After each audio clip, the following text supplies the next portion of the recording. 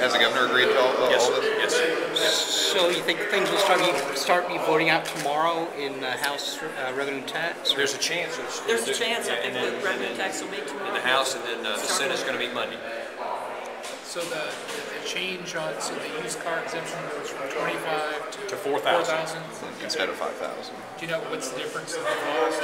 So it's 7 million. Is it 5-ish. Right. Full year, the change is approximately 7 million, but the change will make down to 5 million.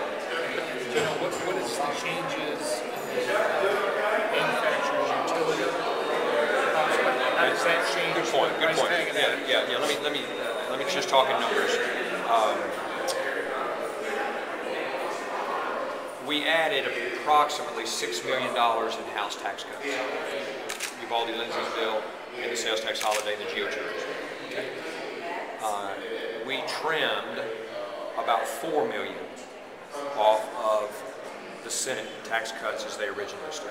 And the governor compromised and worked with us, and in effect agreed to an additional $2 million in tax cuts. If you follow my logic.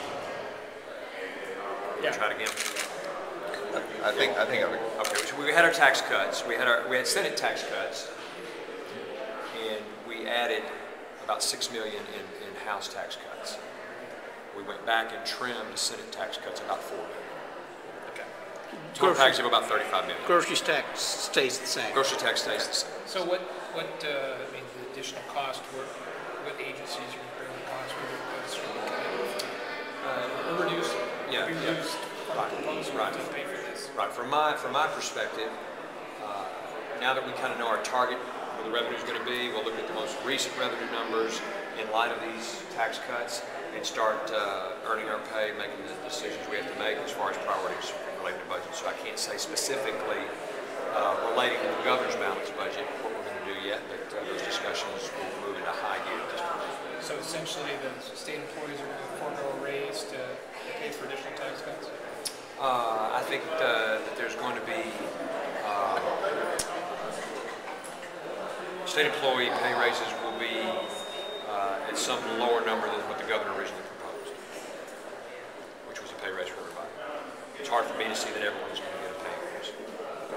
Some sort of threshold, and you guys haven't worked out the No, we've details not. on that? We've not. Had some discussions, but nothing definitive. Do you agree with what he says?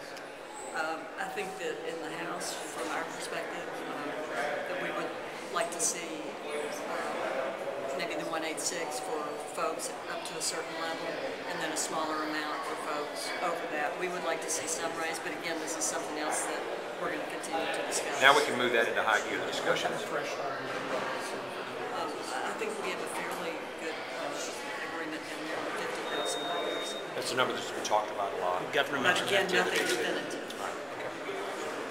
But we're on the same page. He's just talking.